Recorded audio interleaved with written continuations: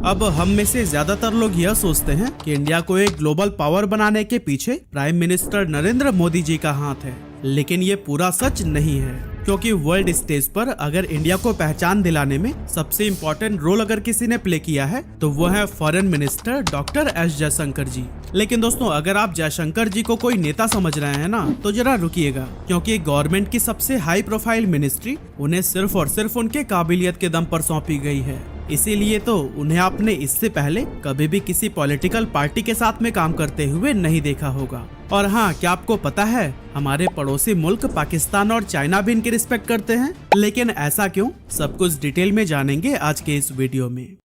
नमस्कार दोस्तों, logic react channel के एक और वीडियो में आप सभी का स्वागत है। तो दोस्तों, आज हम जो वीडियो देखने वाले हैं वो है एस जयशंकर की। तो जो वीडियो का टाइटल है वो है the man behind India success. तो भाई, इंडिया की सक्सेस में एस जयशंकर का क्या रोल है और वो कितने मतलब कि इंडिया के लिए इम्पोर्टेंट है, और फॉरेन मिनिस्ट्री में आने के बाद उन्होंने मतलब क्या क्या किया है इंडिया के लिए। तो ये लिव हिंदी वालों का वीडियो है। तो आज इस वीडियो में डिटेल में हमें जानने को मिलेगा, और क्या वो भारत के अगले प्रधानमंत्री होंगे, तो ये सब चीज़ें इसमें देखने को मिलेंगी। तो शुरू करते हैं वीडियो, और वीडियो शुरू करने से पहले चैनल को सब्सक्राइब नहीं किया तो कर लेना, और बेल आइकन प्रेस कर देना ताकि मेरी वीडियोज आप लोगों को मिलती रहे। तो करते हैं वीडियो स्टार्ट और मिलते हैं वीडियो के एंड में। अब दोस्तों, वैसे तो सुब्रमण्यम जयशंकर जी की फैमिली तमिलनाडु से बिलोंग करती थी, लेकिन काम के सिलसिले में उन्हें दिल्ली शिफ्ट होना पड़ा, और वहीं दिल्ली में ही 9 जनवरी 1955 को उनका जन्म हुआ था। बड़े होकर जयशंकर जी ने जेएनयू से इंटरनेशनल रिलेशंस और न्यूक्लियर डिप्लोमेसी में एमए, एमफिल और पीएचडी किया, और ये डिग्रीज उनके और भारत के लिए आगे चलकर बहुत काम आई। वैसे जयशंकर जी के शानदार स्किल्स उनके कॉलेज के टाइम से ही देखने को मिलने लगे थे, क्योंकि स्टूडेंट ऑर्गेनाइजेशंस में वह बड़े से बड़े प्रॉब्लम्स को भी चुटकियों में सॉल्व कर देते थे। पीएचडी करने के बाद से 1977 में जयशंकर ने इंडियन फॉरेन सर्विस यानी कि आईएफएस ज्वाइन करके ऑफिशियली अपना डिप्लोमेसी करियर स्टार्ट किया। अपने करियर के शुरुआती 20 सालों में उन्होंने इंडिया के अब्रॉड मिशंस के तहत काफी सारे देशों जैसे मॉस्को, श्रीलंका, बुडापेस्ट, हंगरी और जापान में अलग अलग पोजीशंस पर काम करते हुए अपने स्किल्स को निखारा, और अब टाइम आ चुका था कुछ बड़ा करने का।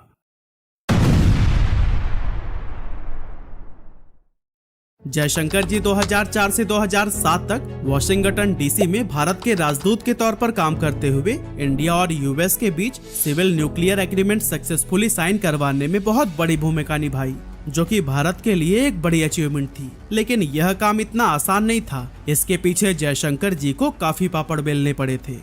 एक्चुअली बात यह है कि उस टाइम पर यूएस नॉन प्रोलिफरेशन पॉलिसी यानी कि न्यूक्लियर वेपन का डिस्ट्रीब्यूशन कंट्रोल करने वाली पॉलिसी को स्ट्रिक्टली फॉलो करता था। लेकिन इंडिया ने 1974 और 1998 में बिना एनपीटी साइन किए ही इस पॉलिसी के अगेंस्ट जाकर न्यूक्लियर टेस्ट कंडक्ट किए थे, जो कि इनके नियमों का उल्लंघन था। Actually nuclear non proliferation territory एक ऐसी इंटरनेशनल टेरिटरी है जिसका काम है न्यूक्लियर वेपन्स के स्प्रेड्स को रोककर दुनिया में शांति कायम करना। लेकिन इंडिया ने चूंकि उनके नियम को तोड़ा था, इसीलिए यूएस इंडिया के साथ न्यूक्लियर एग्रीमेंट साइन नहीं करना चाहता था। इसके अलावा काफी सारे लॉ मेकर्स और एडवोकेट भी इस डील के खिलाफ थे। हालांकि इतने सारे दिक्कतों के बाद भी डॉक्टर जयशंकर ने हार नहीं मानी। उन्होंने ऐसी अनोखी स्ट्रैटेजी बनाई कि यूएस को इस डील के लिए मानना ही पड़ा। असल में जयशंकर जी उस समय पर यूएस में एक इंडियन एम्बेसडर के रोल में काम कर रहे थे, और इसी रोल की वजह से ही उनको यूएस के पॉलिसी मेकर से बात करके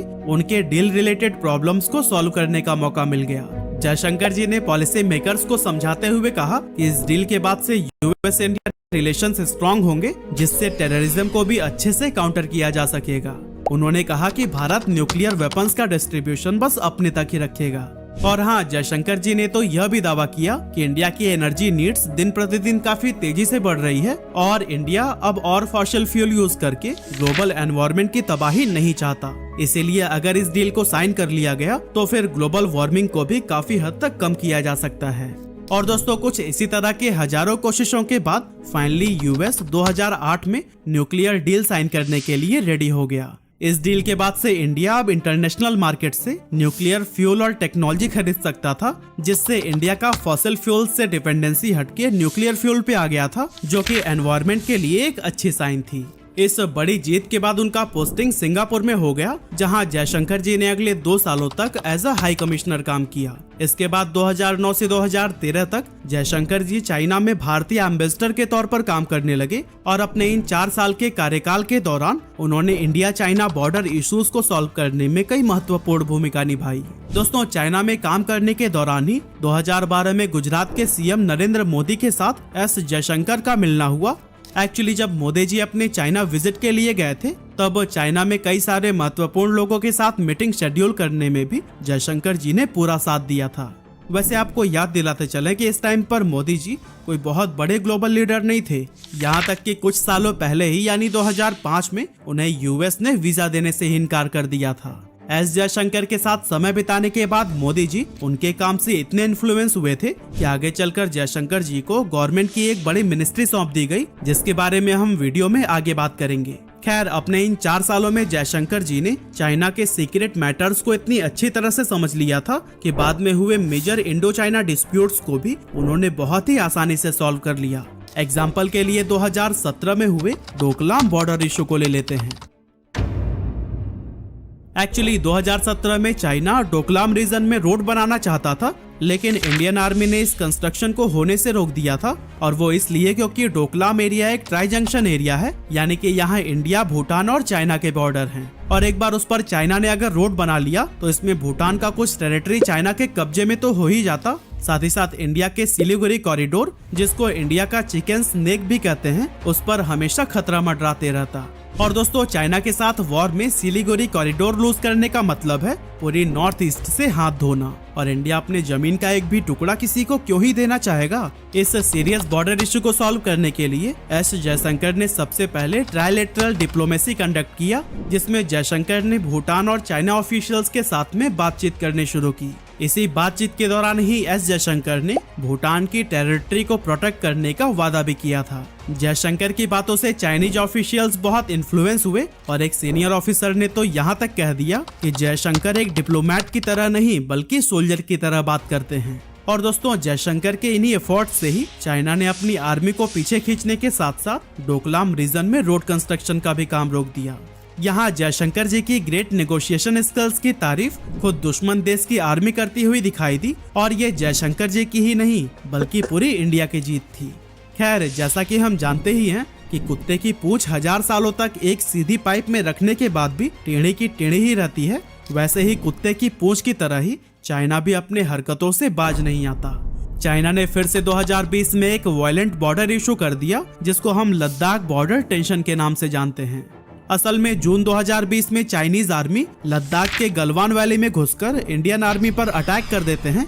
यहाँ पर इंडिया और चाइना के बीच में वायलेंट बैटल हुआ, जिसमें दोनों साइड्स के काफी सारे सोल्जर्स की मौत हुई। इस बॉर्डर इशू को सॉल्व करने के लिए फिर से जयशंकर आगे आते हैं, और इस बार जयशंकर जी ने बॉर्डर टेंशंस को कम करने के लिए डायरेक्टली चाइना के फॉरेन मिनिस्टर वांग यी से बात की, और साथ ही चाइना से 5 पॉइंट एग्रीमेंट भी साइन करवाया, जिसमें साफ साफ लिखा था कि चाइना अभी तक हुए सभी Indo China agreement and protocols को मानेगा, और फिर कभी भी अगर बॉर्डर टेंशन हुई तो उसे बातचीत से सॉल्व करेगा, ना कि अटैक से। जयशंकर जी यही नहीं रुके, उन्होंने इस मुद्दे को इंटरनेशनल फोरम्स में भी उठाया, और इंटरनेशनल सपोर्ट से इस टेंशन को कम करने में हेल्प मिला। और दोस्तों, जयशंकर जी के इन्हीं प्रयासों की वजह से ही 2021 में चाइना ने LAC के पास से अपनी आर्मी को पीछे खींच लिया था। अब दोस्तों, अगर थोड़ा पीछे आए तो 2014 में इंडिया के जनरल इलेक्शन में बीजेपी मेजोरिटी से जीत जाती है, और नरेंद्र मोदी इंडिया के प्राइम मिनिस्टर बनते हैं।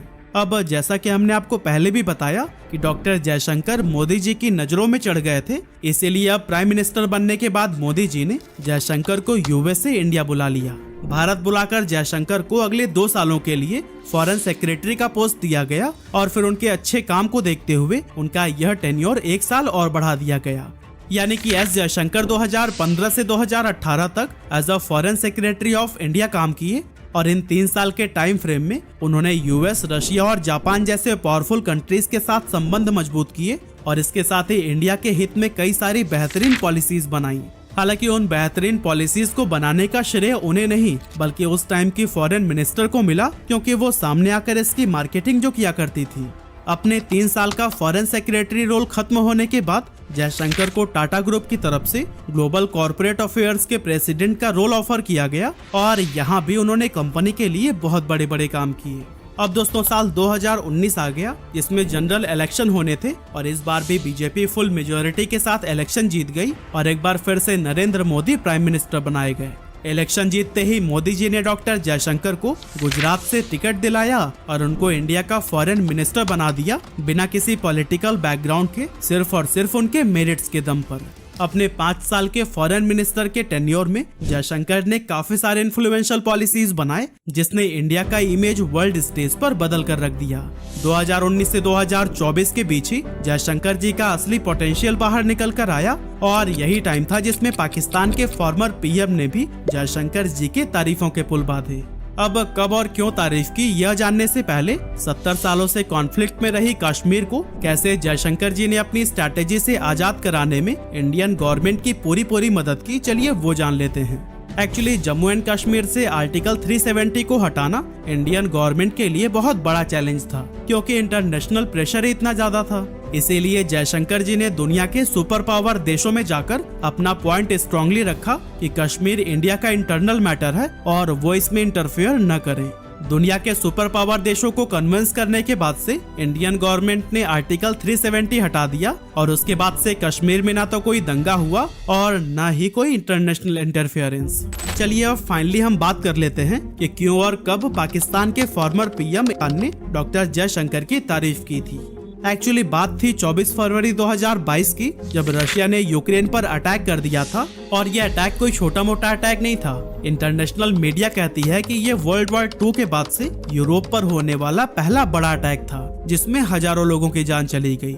रशिया के इस बिहेवियर को देखते हुए यूएस ने रशिया पर कई सारे सैंक्शंस यानी कि प्रतिबंध लगा दिया। आसान शब्दों में कहा जाए तो रशिया के साथ कोई भी देश बिजनेस नहीं कर सकता था और जो देश करेगा उससे भी यूएस के संबंध खराब हो जाते। यूएस के इस डिसीजन से दुनिया में ऑयल का प्राइस आसमान छूने लगा, क्योंकि रशिया दुनिया में ऑयल का सबसे बड़ा एक्सपोर्टर है। अब जैसा कि आप जानते हैं कि कई सारी चीजें डायरेक्टली और इनडायरेक्टली ऑयल पर ही डिपेंडेंट होती हैं, इसीलिए ऑयल का प्राइस बढ़ने के साथ ही दुनिया में इन्फ्लेशन यानी कि महंगाई भी बढ़ने लगी और भारत में इसी बढ़ती महंगाई को रोकने के लिए इंडिया ने स्मार्ट कदम उठाया, जिसमें डॉक्टर जयशंकर का बड़ा हाथ था। जैसे कि इंडिया ने रशिया यूक्रेन कॉन्फ्लिक्ट में किसी का भी साइड न लेने का चूज किया, जिसकी वजह से इंडिया रशिया और वेस्टर्न वर्ल्ड से अपनी अच्छी रिलेशन को मेंटेन कर पाया।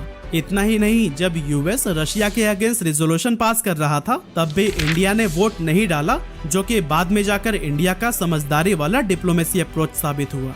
इसके साथ ही जयशंकर के द्वारा बनाई गई ऑपरेशन गंगा के तहत इंडिया ने सक्सेसफुली 22,500 से भी ज्यादा इंडियन सिटीजन्स को यूक्रेन से निकाला और कुछ पाकिस्तानी स्टूडेंट्स को भी रेस्क्यू किया। इसके अलावा इंडिया ने न्यूट्रल स्टैंड लेने के बावजूद भी यूक्रेन में मेडिकल सप्लाईज और एसेंशियल गुड्स भी सप्लाई किया और ये दिखाता है कि इंडिया में मानवता अभी भी जिंदा है।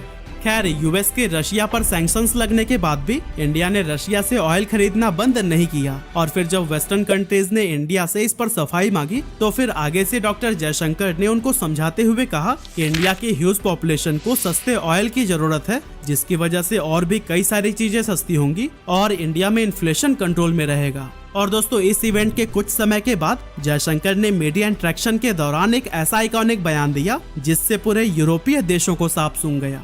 आप खुद ही देखो और सुन लीजिए। Europe has to grow out of the mindset that Europe's problems are the world's problems, but the world's problems are not Europe's problems. इस वीडियो के कुछ ही महीनों बाद इमरान खान ने भी जयशंकर के इस बयान की तारीफ की। सुना, मैं जिनको समझ नहीं आए मैं समझाऊं। ये फॉरेन मिनिस्टर को उन्होंने कहा कि रूस से तेल ना खरीदो। उसने आगे से कहा, तुम कौन होते हो मैं कहने वाले? यूरोप खरीद रहे तेल उनसे, हमारे लोगों की जरूरत है, हम खरीदेंगे। ये होता है आजाद मुल्क।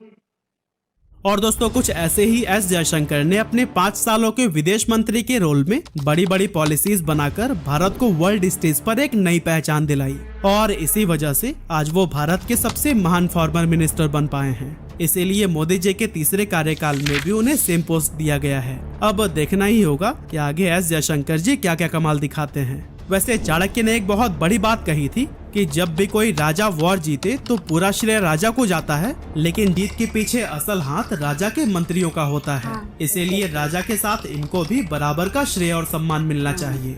और दोस्तों, इन्हीं लाइंस ने ही मुझे एस जयशंकर के लाइफ को आप लोगों के सामने लाने के लिए मोटिवेट किया।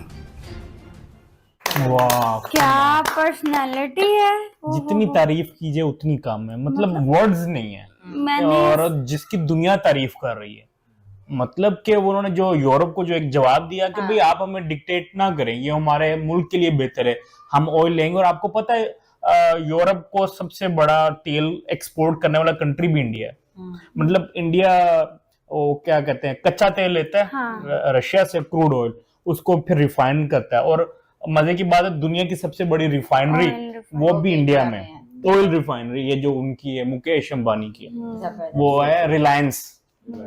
तो उसके बाद वो उनको सप्लाई करता है। तो कहते हैं, उन्होंने कहा कि भाई मेरे मतलब कंट्री को जरूरत है, उससे ये होगा कि महंगाई कम आएगी, क्योंकि पेट्रोल की वजह से प्राइसेस बड़ी ऊपर नीचे चलती हैं। और इवन पाकिस्तानी प्राइम मिनिस्टर ने भी उनकी तारीफ की है कि भाई ये होता है एक आजाद मुल्क का, मतलब आपको लगे ना कि आपके मुल्क के लिए बेनिफिट है, तो आपको कि भाई मैं आप जो मर्जी करो, मैं अपने लोगों के लिए ये स्टेप उठाऊंगा। बढ़िया इंफॉर्मेटिव वीडियो था।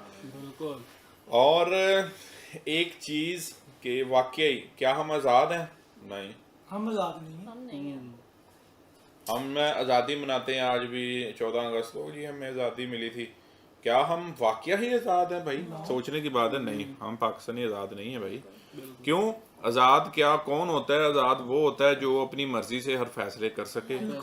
ठीक है, हमें तो किसी से कुछ भी लेना देना है, किसी भी देश के साथ अगर कुछ भी लेन देन है, कोई इंपोर्ट एक्सपोर्ट का कुछ भी है, तो भाई अमेरिका से पहले इजाजत लिए बगैर नहीं कर सकते। इवन बाहरले मुल्कों को छोड़ो यार, आप अपने मुल्क में पेट्रोल की प्राइस जो है वो अमेरिका के बगैर नहीं सेट कर सकते। आप सैलरीज जो है वो अमेरिका की इजाजत के बगैर नहीं बढ़ा सकते। आप अपने एम्प्लॉइज नहीं रख सकते किसी भी डिपार्टमेंट में अमेरिका की इजाजत के बगैर। तो फिर कहाँ के आजाद हो आप? आजाद नहीं है पाकिस्तान। हाँ, क्यों भाई? जब सैंक्शंस लगी रशिया पर तो इंडिया ने फिर भी ऑयल खरीदता रहा है। क्यों? उनको पता था कि भाई अगर हम नहीं रशिया से खरीदेंगे तो हमारा जो है वो महंगाई बढ़ जाएगी। मैं जो इन्हें सरसरी तौर पे समझाता रहता था कि मेरा समझाना तो मेरे ही समझाना होगा, हाँ वो करके लेकिन आज प्रॉपर इन्होंने वीडियो देख ली है तो ये कि बहुत ही, मैं कहता हूँ, अच्छे तरीके से डिटेल से समझ आ गया होगा कि एस जयशंकर जी की किस तरीके से। अच्छा, ये छोटी वीडियो थी और भी बहुत सारी बातें होंगी बेशक, लेकिन एक उन्होंने बड़े तरीके से बता दिया। अच्छा, सबसे पहले तो प्राइम मिनिस्टर नरेंद्र मोदी जी की ईमानदारी यहीं से जाहिर हो जाती है जब इंसान वज़ीर आज़म बनता है। मेरी पार्टी आ गई, अब यकीन करें मैं उन बंदों को लाऊंगा जो मेरे पार्टी में थे, जिन्होंने मेरी पार्टी में जो वोट करवाए, किसी तरीके से वो मेरा था कोई, तो उन्हीं को मिनिस्ट्रियाँ बंटती है ना। ऐसा ही है। इन्होंने इतनी बड़ी पोस्ट ऐसे बंदे को दी जो इस मुल्क का सबसे ज़्यादा एक्सपीरियंस वाला बंदा था, जो ये काम सबसे बेहतर कर सकता था बगैर किसी पॉलिटिकल बैकग्राउंड के, उन्हें वो ओहदा दिया। मतलब फ़ायदेमंद है, या वो अपने कंट्री के लिए कितना कुछ सोच के वो पूरी की पूरी एक प्लान्स करते हैं। ये तो फिर उनके कंट्रीज़ के लोगों को पता है कि इनके प्लान्स के पीछे क्या होता है और उससे क्या क्या फ़ायदे होते हैं। देखो, जिस टाइम पे ये रशिया और यूक्रेन वॉर चल रही थी तो पाकिस्तान उस टाइम पे ऑयल खरीदने जा रहा था, तो पाकिस्तान को तो मना कर दिया गया था कि भाई आपने रशिया से ऑयल नहीं खरीदना, नहीं तो हम आपके साथ नाराज़ हो जाएंगे, जैसे अमेरिका ने बोला था। तो लेकिन इंडिया ने कहा था भाई हम तो खरीदेंगे, हमारे तो मसले हैं भाई, हम तो अपने लोगों को फैसिलिटेट करेंगे, तो तुम लोग अपने मसले हल करने के लिए वहाँ से सारी ट्रेड्स वगैरह करो, लेकिन हमारे टाइम पे फिर तुम लोगों को मतलब दौरा पड़ जाता है। तो बेसिकली बात करने का मकसद ये है कि ये बिना डरे झिझके इन्होंने अपनी उस टाइम पे ट्रेड रखी, कंटिन्यू की, और मतलब काफी फायदा लिया। और मोदी जी काम कर रहे हैं, बिल्कुल काम कर रहे हैं, लेकिन मोदी जी अकेले उस चीज को हैंडल नहीं कर सकते। उनको अपने अच्छे सिपाहियों की जरूरत थी, जो कि डॉक्टर जयशंकर के रूप में जो है वो उनको मिले। और बहुत ही अच्छी बात है कि उनके इंटरनेशनल लेवल पर इतने अच्छे अच्छे जो है वो उनके रिलेशनशिप जो है वो जयशंकर की वजह से डेवलप हो रहे हैं। और जिसकी तारीफ जो है वो पूरा पाकिस्तान करता है। इमरान खान भी उनकी तारीफ की कि बहुत अच्छी बात है, उन्होंने अमेरिका जैसे मुल्क को जो है वो आगे से जवाब दिया, जो कि मतलब बहुत ही टफ और मुश्किल होता है। और मैं कहती हूँ यार, इंडिया के पास इतने समझदार अक्लमंद लोग यार, कैसे, मतलब मैं फिर सोचती हूँ कि वहां पर उनको जो है वो अपनी बातें और अपनी चीजें एक्सप्लेन करने का मौका मिलता, उनको जो है वो एक चांस दिया जाता है कि वो अपने आप को प्रूव कर सके। बट इन पाकिस्तान ये चीज देखने को बहुत कम मिलती है कि पाकिस्तान के अंदर किसी को जो है वो मौका मिले। सिर्फ यहाँ पर मौका सिर्फ प्राइम मिनिस्टर और उनके बच्चों को और उनके रिलेटिव्स को मिलता है, आम लोगों को मौका आगे बढ़ने का नहीं मिलता। वो बेचारे अपने दुख दर्द, गैस, बिजली, पानी के बिलों से ही आगे नहीं बढ़ रहे। मतलब इतनी महंगाई से आगे बंदा जब बढ़ेगा ही नहीं तो सोचेगा भी क्या। इसलिए हमारे एस जयशंकर साहब की बायोग्राफी, मतलब कि एक आदमी सक्सेस, इतना सक्सेस, मतलब कि भारत जो सक्सेस पर है, कामयाबी की बुलंदियों पर है, और उसको पहुंचाने के पीछे, सक्सेस तक पहुंचाने के पीछे एस जयशंकर का कितना बड़ा हाथ है। हाँ, और उसने अपनी हर पोस्ट, हर ओहदे को, दायित्व बहुत अच्छे तरीके से निभाया। जी, जैसे जी जान से जिस भी फील्ड में गए, उन्होंने हर काम को अपना ऐसे समझ के किया कि आप यही करना है। पिछली और आगे की सोच खत्म, और जहाँ पास्ट में ही रहना, ये प्रेजेंट में ही रहना, पास्ट और फ्यूचर खत्म, इंसानियत के हित में, मुल्क के हित में। और भी बहुत, मतलब कि इमरान खान साहब ने भी इनकी तारीफ की। इस बंदे के लिए यार लेवल मज़ा आया, मतलब इतनी स्मार्टली वो सही कहते हैं, आपकी ज़ुबान जो है ना यार, मैं कहती हूँ दुनिया की कोई भी जंग जिता सकती है, आपके दुश्मन को आपके पाँव तक ला सकती है, सिर्फ आपकी ज़ुबान। ये हकीकत, और इस वीडियो में ये प्रूव हुआ है। मतलब इन्होंने बड़ा ही स्मार्टली और स्वीटली चीज़ों को बड़े आराम से मूव किया, और सिर्फ उन्होंने ये नहीं किया कि मतलब खुद का सोचा, कुछ नहीं, उन्होंने अपनी आवाम का सोचा। और ये ही बेस्ट पार्ट होता है यार एक लीडर का। टू मच इम्प्रेसिव है मेरे लिए ये चीज़। ये थी गाइस आज की वीडियो। और भाई एस जयशंकर की जो स्टोरी इसमें मतलब कि दिखाई गई है, तो एस जयशंकर वाकई में ऐसे ही हैं। और हमारे यहाँ के मतलब फॉरेन मिनिस्ट्री में मैं कहता हूँ मोदी जो यहाँ अभी करंट गवर्नमेंट है, उससे अगर किसी को जैसे दिक्कत भी होगी या इनके अपोजिट भी होगा, तो लेकिन इनके यहाँ एक दो बंदे हैं, जैसे कि फर्स्ट पे तो एस जयशंकर हैं, सेकंड नितिन गडकरी हैं, ठीक है, और जो सुषमा स्वराज थी, और वो जो इनके अरुण जेटली थे। तो ये बंदे भाई, इनको हर कोई लाइक करता था। जैसे कि इन्हीं की पार्टी के जो अटल बिहारी वाजपेयी थे, तो उनको भी उनको उनका कोई था ही नहीं, मतलब कि उनसे कोई हेट ही नहीं करता था, चाहे वो अपोजिशन के साइड का हो, कोई बीजेपी को सपोर्ट कर रहा है, कांग्रेस को सपोर्ट कर रहा है, किसी और पार्टी को कर रहा है, लेकिन इनके हेटर्स बहुत कम थे। मतलब इन लोगों को कभी आम पब्लिक में भी किसी को कहते हुए बहुत मुश्किल से लोग शायद सुना होगा किसी ने, कि जो अटल बिहारी की मतलब की बुराई कर रहा हो, एस जयशंकर की बुराई कर रहा हो, नितिन गडकरी की कर रहा हो, अरुण जेटली की कर रहा हो, या सुषमा स्वराज की कर रहा हो। तो कुछ बंदे ऐसे होते हैं जिनको मतलब ये बंदे ऐसे हैं कि कुछ हैं कुछ थे। तो भाई इन्होंने काम ऐसा इंडिया के लिए किया है, और अपने काम से काम रखा है, और हमेशा इंडिया का सर जो है ऊपर रखने की कोशिश की है। और इनके अंदर मतलब जैसे कहते हैं कि नेचुरल एक ऐसी चीज़ है जिसको हर किसी को ये अपने उसमें कर लेते हैं कंट्रोल में। जैसे हमारे यहाँ एनएसए हैं, national security adviser Ajit Doval, उनकी भी बहुत अच्छी स्टोरी है, और बहुत बड़े बड़े काम किए हैं उन्होंने इंडिया के लिए। तो ये भाई जैसे कहते हैं नेचुरल टैलेंट होता है बंदे में, वो किसी को बनाया नहीं जाता, और कुछ नेचुरल होता है, कुछ वो मतलब उस फील्ड में इतने सीरियस होते हैं। तो एस जयशंकर इस मामले में बहुत आगे हैं। फॉरेन मिनिस्ट्री हमारे यहाँ की जब से उन्होंने संभाली है इंडिया की, तो भाई इंडिया का किसी देश की हिम्मत नहीं है कि वो इंडिया को कुछ बोल के और इंडिया उस पर कोई रिप्लाई ना दे। ऐसा नहीं हो सकता कि आज तक जब से एस जयशंकर के पीरियड में फॉरेन मिनिस्ट्री में किसी भी देश ने, यूएसए से लेकर कोई भी देश हो, अगर उसने इंडिया के खिलाफ कुछ बोला है तो यहाँ से उसको रिप्लाई ज़रूर मिलेगा। और इनको आप लोगों ने बहुत सारे इनके इंटरव्यू वगैरह देखे होंगे जब ये यूरोप में होते हैं या किसी और कंट्रीज में होते हैं, वहाँ अगर मीडिया से इंटरव्यू में या इनसे कोई क्वेश्चनिंग की जाती है तो वहाँ भी भाई चाहे उसी कंट्री में बैठ के उसी कंट्री की बुराई बताते हैं। ठीक है कि अगर आप लोग हमें तो ये चीज़ बता रहे हो, जैसे वो एक एग्जांपल दे रहे थे कि यूरोप की मीडिया में इनसे पूछा गया था कि, तो इन्होंने उस टाइम में साफ ही बोल दिया था कि यूरोप की अगर कोई प्रॉब्लम होती है तो वो दुनिया सोचे कि वो पूरी दुनिया की प्रॉब्लम है, लेकिन अगर दुनिया की प्रॉब्लम होती है तो यूरोप सोचता है वो मेरी प्रॉब्लम नहीं है। तो भाई बात सही है, अगर प्रॉब्लम ही समझ रहे हो तो भाई दुनिया में कुछ भी होता है तो उसको तुम भी समझो, लेकिन तुम्हारे यहाँ कोई प्रॉब्लम होती है तो तुम सोचते हो कि पूरी दुनिया समझे, तो ऐसा नहीं हो सकता। तो एस जयशंकर भाई इन्हीं के यहाँ बैठ के, इन्हीं के यहाँ बहुत इनके मीडिया में बैठ के बहुत सारी चीज़ों का इनको जवाब दिया है और बोलती बंद कर दिया है आगे से। तो बाकी एस जयशंकर के वीडियो कैसा लगा, और अच्छा लगा होगा तो इसको लाइक और शेयर जरूर करना, और साथ में चैनल को अभी तक सब्सक्राइब नहीं किया तो कर लेना और बेल आइकन प्रेस कर देना ताकि मेरी वीडियो आप लोगों को मिलती रहे। तो मिलेंगे ऐसे किसी नेक्स्ट वीडियो में, तब तक के लिए नमस्कार, जय हिंद। Audio Jungle.